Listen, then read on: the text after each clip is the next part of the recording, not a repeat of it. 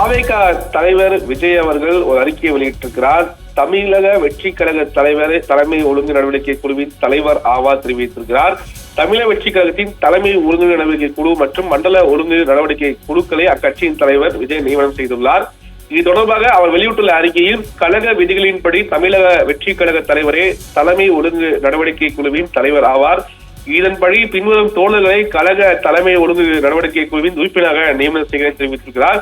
திரு என் ஆனந்த் கழக பொதுச் செயலாளர், உறுப்பினர் திருமதி விஜயலட்சுமி மாநில செயலர் உறுப்பினர் சேர்க்கை அணியில் தெரிவித்திருக்கிறார். இவ்வாறு இக்குழுவானது கழகத்தின் அனைத்து நிலைகளிலும் உள்ள நிர்வாகிகளும் தோழர்களும் கழக கட்டுப்பாட்டை மீறி கொள்கை கோட்பாடுகள் குறிக்கோள்களுக்கு எதிராக செயல்பட்டால் அவர்கள் மீது உரிய நடவடிக்கைகளை மேற்கொள்ளும் என்பதை தெரிவித்துக் கொள்கிறேன்.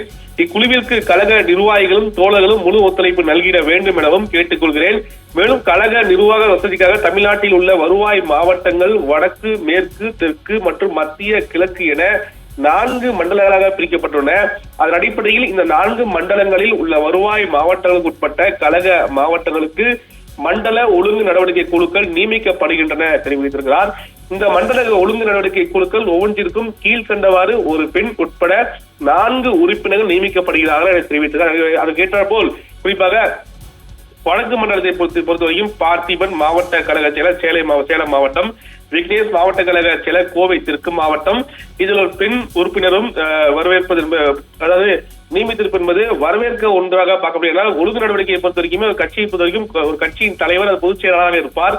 அதற்கு ஒழுங்கு நடவடிக்கை குழுவில் பெண்கள் இடம்பெறுவது இலகுவாக இது பல கட்சியில் பார்க்க முடியாது. ஆனால் தாவேகா குறிப்பாக ஒழுங்கு நடவடிக்கை குழுவில் ஒவ்வொரு மாவட்டத்திற்கும் ஒவ்வொரு மண்டலத்திற்கும் பெண்களை நியமித்திருப்பது வரவேற்க ஒன்றாக பார்க்கப்படுகிறது. அந்த அடிப்படையில் இந்த குழு என்பது அடுத்த கட்சி கட்டுப்பாட்டை யார் மீறினாலும் அவர்கள் மீது நடவடிக்கை எடுப்பதற்கான குழுவாகவே பார்க்கப்படும் என அறிக்கை வெளியிட்டிருப்பது மிக முக்கிய செய்தியாக பார்க்கப்படுகிறது.